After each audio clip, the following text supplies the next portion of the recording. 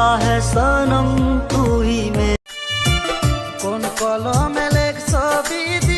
তোর কথা মনে হলে ভালো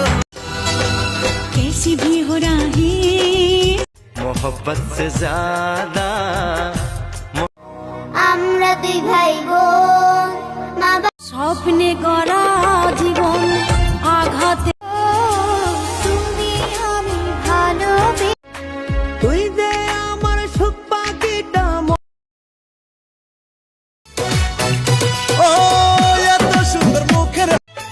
कभी ये ना पूछना